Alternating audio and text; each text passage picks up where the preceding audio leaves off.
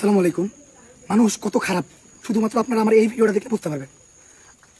আমরা যে কটা পার্সন এই জায়গায় আসছি সবাই ঢাকা থেকে আসছি, আমরা কিচ্ছু চিনি না এই গ্রামের। এখন যে আমাকে ওনা এই জায়গায় রেখে গেল, আমরা ওই জায়গায় যাবো কেমনে?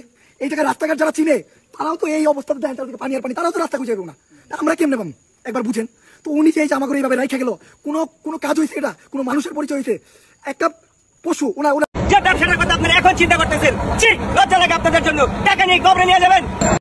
আমরা তো বন্যার কাজে আসছি, আমরা তো ঘুরতে আসি না, যাতে টুরিস্ট এলাকা আপনার বেশি বেশি ভাড়া চাই। সেটা ঠিক আছে ভাই, আপনার কথা হলে আপনি যাবেন, না হলে না যাবেন, বুঝেন নাই কথা? নিয়ে আপনি মানুষটা জানো, আমাদের গাড়িটা নষ্ট হয়ে গেছে, সারা রাস্তা নাই বৃষ্টিতে ভিজতে ভিজতে বলতে আইছি, কিন্তু আপনাদের মন গলে না রে ভাই। ভাই শুনেন, সব জায়গায় ব্যবসা করেন, কালকে যদি শুনেন কেমন হইব না, তাই দেখবেন সবকিছু দাম বেড়ে গেছে, মানে মানুষ খাবার পর্যন্ত পাইবো না। হ্যালো বন্ধুরা, আপনাদের জন্য নিয়ে আসছি বন্যার্তদের সাহায্য করতে যায় নিজেরাই কিভাবে বিপদে পড়লো ওমর ভাই এবং অন্যান্য ইউটিউবাররা। চলেন ভিডিওটা পুরোপুরি দেখে আসি। প্রথমে দেখে আসি চলেন ওমর ভাইয়ের ভিডিও। আসসালামু আলাইকুম। মানুষ কত খারাপ শুধুমাত্র আপনারা আমার এই ভিডিওটা দেখে বুঝতে পারবেন। আমরা এখন বাজে রাত্রে 11টা, আমরা এই জায়গায়, এটা কি গ্রাম? দক্ষিণ ঝালেশকর। 2 ঘন্টা পর আইছি, পানিটা নৌকা দিয়ে ভাইসা, নৌকা দিয়ে 2 ঘন্টা পথ আমরা ভাইসা আসছি এই জায়গায়। মোটামুটি অনেক খোলা, 35টা ফ্যামিলির ত্রাণ নিয়ে, 35টা ফ্যামিলির ত্রাণ নিয়ে আসছিলাম। 45টা এই জায়গায়, আর 45টা আমাদের নৌকা আরেক জায়গায় গেছে। তো আমি যে জায়গাটা গেছি ওই জায়গায় বলতেছি, তো 45টা ফ্যামিলির ত্রাণ কতগুলো হইতে পারে? অনেক বড় একটা নৌকা আসছি আমরা, মোটামুটি 5-6 জন। তো নৌকায় আমরা ত্রাণ নামাই দিছি, তো যাইতে গেলে আমাদের নৌকা লাগবো, তো আমরা নৌকায় উঠছি। নৌকার একটা রাস্তা বরাবর করবো, রাস্তাটায় পানি যায় এরকম পানি। আমরা মানবতা দেখাইলাম যে ভাই আমরা নামি, আপনি এই রাস্তাটা পার করেন। নৌকা ওই আনার সময় আমাদের অনেক কথা হইতেছিল, মানে ওনার ব্যবহারই ছিল অন্যরকম, কেমন জানি, মানে ওনার ব্যবহার অন্যরকম, উনি ত্রাণ নিবো না, মানে উনি অন্য কোনো এরকম ওনার চিন্তা ভাবনা। তো আমরা চিন্তা করলাম যে এইটুকু রাস্তা আমরা একটু ওনার রাস্তায় আমরা সুন্দর পার করতে গেলাম, আমরা সবাই নেমে গেলাম যাতে নৌকাটা হালকা নৌকা পার করতে পারে। উনি নৌকাটা পার করে আমাকে থেকে গেল। আমরা যেই কটা পার্সন এই জায়গায় আসছি সবাই ঢাকা থেকে আসছি, আমরা কিচ্ছু চিনি না এই গ্রামের। এখন যে আমাকে ওনা এই জায়গায় রেখে গেল, আমরা ওই জায়গায় যাবো কেমনে? এই জায়গায় রাস্তাঘাট যারা চিনে তারাও তো এই অবস্থাতে দেয়, তাদেরকে পানি আর পানি, তারাও তো রাস্তা খুঁজে না, আমরা কেমনে পাবো একবার বুঝেন তো। উনি যে আমাকে এইভাবে রেখে গেল, কোনো কোনো কাজ হয়েছে? এটা কোনো মানুষের পরিচয় হয়েছে? একটা পশু ওনারকে আমরা ভাড়া দিব না, ওনারা কিন্তু আমরা ভাড়াটা সবকিছু ঠিক করে নিয়েছি, ওনারা ভাড়া দিব, ওনার ভাড়া দেওয়া হয়ে গেছে। উনি যে এইভাবে ভাড়ায় থিয়া উনি ঠিক গেল গা, এটা উনি ঠিক করছে। উনি তাইলে এই আমরা যে ওনার বিশ্বাসটা করছি ভাড়াটা সব দিয়া, তার মানে এটা ভুলেছে আমাকে, উনি আমাকে বিশ্বাস নষ্ট করতে এটা করছে না।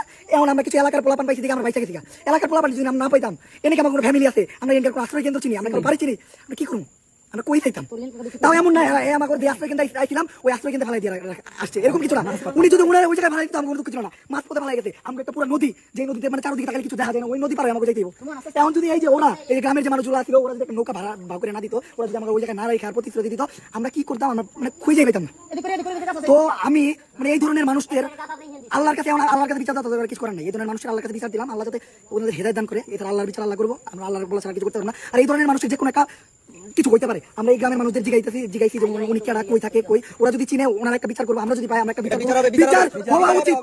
আর আরেকটা কথা যেটা এই যে লোক আসছে, আরেকটা কথা যেটা এই জায়গায় আসলে আলাদা করে ভালোর জন্য করে, এই জায়গায় আমরা নাইমা জানতে পারছি এই জায়গায় এই যে একটা পরিবেশ, কি একটা পরিস্থিতি, এই জায়গায় নাকি কোনো ত্রাণ আসে না। এই জায়গায় আমরা জানতে পারছি যে জায়গায় কয়েকটা বাচ্চা আছে, প্রত্যেকটা ফ্যামিলিতে বাচ্চা আছে, কয়টা ফ্যামিলি আছে, এই যে কয়টা ফ্যামিলি আছে, 15-20টা ফ্যামিলি আছে। এই যে পুরো এরিয়াটা আপনারা দেখলে বুঝতে পারবেন যে কি একটা অবস্থা, কি একটা পরিস্থিতি। তো যদি নৌকালা আমাকে না ফেলাই যেত, এই নৌকালা যদি খারাপ কাজটা না করতাম, এটা খুঁজতে পাইতাম না। মানে আল্লাহ তাআলা যা করে ভালোর জন্য করে, মানে আমাদের কারণে আমরা একটা জায়গায় বিপদে পড়ছি, আমি বিপদ থেকে গ্রামবাসীর মাধ্যমে আমরা উদ্ধার হইলাম, আর আমাদের মাধ্যমে এই গ্রামবাসীর উপকৃত হইল। আল্লাহ যা করে ভালোর জন্য করে, কিন্তু মানুষের এই ধরনের মনোনীত পরিস্থিতি এই টাইমে দেয়। আমরা কি এই জায়গায় আমাকে কোনো স্বার্থ রক্ষায় আইছি?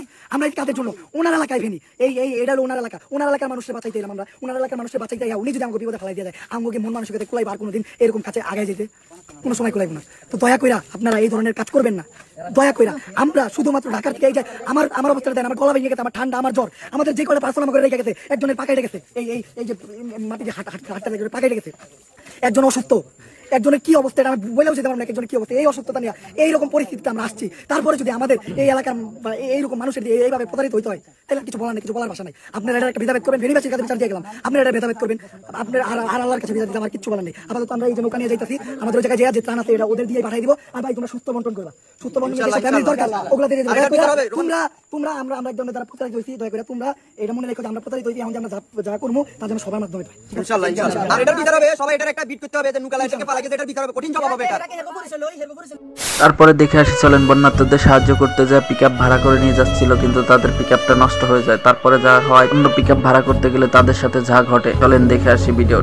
আমরা তো বন্যার কাজে আসছি, আমরা তো ঘুরতে আসি না, যাতে টুরিস্ট এলাকা আপনার বেশি বেশি ভাড়া চাই। সেটা ঠিক আছে ভাই, আপনার কথা হলে আপনি যাবেন, না হলে না যাবেন, বুঝেন নাই কথা? নিয়ে আপনি মানুষটা জানো, আমাদের গাড়িটা নষ্ট হয়ে গেছে, সারা রাস্তা নাই বৃষ্টিতে ভিজতে ভিজতে বলতে আইছি, কিন্তু আপনাদের মন গলে না রে ভাই। ভাই শুনেন, সব জায়গায় ব্যবসা করেন, কালকে যদি শুনেন কেমন হইব না, তাই দেখবেন সবকিছু দাম বেড়ে গেছে, মানে মানুষ খাবার পর্যন্ত পাইবো না। বুঝছি না, ভিডিও করতেছেন গায়ে ভিডিও করেন। ভিডিও কাটবে না ভিডিও করেন ভাই টাকা পয়সা নিয়ে কবরে যাবেন না বুঝছেন, বন্যার পাশে না দাঁড়াইতে পারেন, একটু সাহস দেন আমাকে দাঁড়াইলেন না বুঝছেন।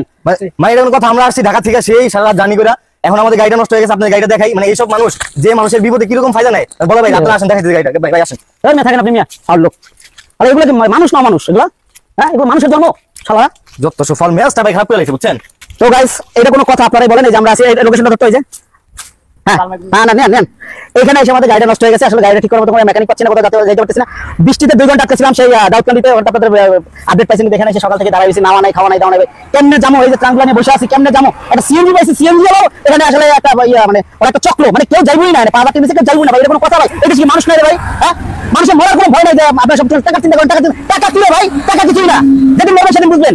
এই যে ক্ষমতা ছিল ক্ষমতা ছেড়ে রাস্তা রাস্তা বের হয়ে গেছে, মানে এমন মেজাজটা খারাপ হয়েছে গাইস, আমরা সারা রাত বৃষ্টিতে ভিজা, এমন একটা কাপড় চেঞ্জ করে এমন একটা অবস্থা, সেখানে তারা মানে মানুষকে হেল্প করবো, এখানে যারা হেল্প করতে আসে তারাই মানুষের হেল্প চায়, একটা যদি বিপদে পড়ে এখানে কেউ হেল্প করার মতো নাই, বুঝতে পারছেন। আপনারা যদি আসেন মানুষের হেল্প করতে আসেন, অবশ্যই মানে নিজের পর্যাপ্ত পরিমাণ সেফটি নিয়ে আসবেন, একটা গাড়ির বদলে 2টা গাড়ি নিয়ে আসবেন, কিন্তু এখানে এসে কোনো রকম হেল্প পাবেন এই আশা করেন। একটু দেখাও, এদিকে আসো, এদিকে আসো।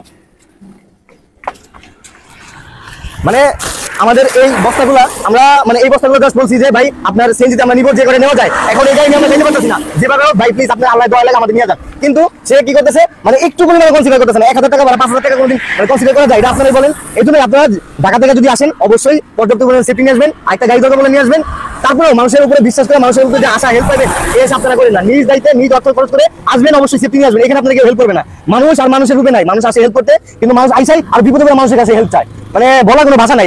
এটা মানে রিক্সা বাজার শুরু করে এমন কোনো কিছু নাই, আপনি এখন দাঁড়া করে জিজ্ঞাসা করেন, ওরা 50 টাকা ভাড়া যদি মিনিমাম 2-3 গুণ না চাইছে, তারপর আমার নাম মানে কি সবকিছু সুযোগ পাইছে, একটা বন্যা আসো সবাই আসো হেল্প করতে আসো, আমাদের টাকা দিয়ে যাও। আরে ভাই আমি তো তোমাদের কাছে আসি, তোমরা হচ্ছে যে এখানে অসুস্থ, তোমাদের বন্যাকার বাড়ি ডুবে গেছে, আমরা কাজ করতে আসছি, হেল্প করতে আসছি, আমরা কিন্তু দাও খাইতে আসছি, মাথা একদম আউট অফ কন্ট্রোল হয়ে গেছে। একটা বোর্ডের ভাড়া এখানে হচ্ছে 7,000-8,000 টাকা, একটা নৌকার ভাড়া 7,000 টাকা, একটা বোর্ডের ভাড়া 10,000-20,000, একটা নৌকা বানাইতে লাগবে রে ভাই। রাতের বেলা ফোন দিছি বোর্ডের জন্য, তারা ভাড়া চায় 1 লাখ টাকা, আর এখন দিনের বেলা ফোন দিছি ভাড়া 10,000-7,000 টাকা, এরকম মানে যখন যেখানে অবস্থা খারাপ সেখানে যোগ বুঝা কোপ মারবো, এটা হলো বাঙালি স্বভাব, কিন্তু যখন নিজেকে করে হইব তখন বুঝতে পারবো, মানে পুরো মানে কি বলবো, তাই বন্ধ করো।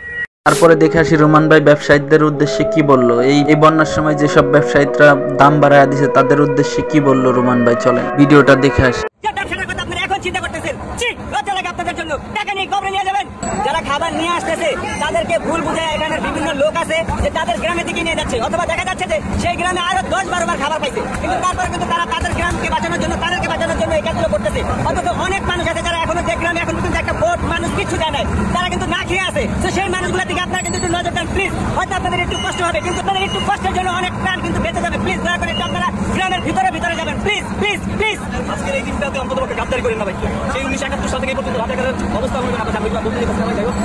আরে বন্যা নিয়ে যারা ব্যবসা করতেছেন আপনাদের ব্যবসাটা একটু বন্ধ করেন, ব্যবসা তো সারা জীবন করেন। আজকে যদি আপনার ঘরে আপনার মা, আপনার বোন, আপনার সন্তান এরকম পরিস্থিতিতে পড়তো, তাহলে হয়তো আপনার এরকম ব্যবসার কথা চিন্তা করতে পারতেন না। যে ব্যবসার কথা আপনারা এখন চিন্তা করতেছেন, ছি লজ্জা লাগে আপনাদের জন্য। টাকা নিয়ে কবরে নিয়ে যাবেন, কবরে টাকা নিয়ে যেতে পারবেন না, পৃথিবীর টাকা পৃথিবী রেখে যেতে হবে, শুধু মাঝখান দিয়ে মির্জাফরের নামটা থেকে যাবে। অতএব মির্জাফরগিরি কম করেন, মির্জাফরগিরি বাদ দিয়ে ধান্দা বাদ দিয়ে এই মানুষগুলোর পাশে থাকেন, বুঝছেন? আপনারা যারা এখন ব্যবসা করতেছেন তাদের উদ্দেশ্যে বললাম, ব্যবসা করেন না।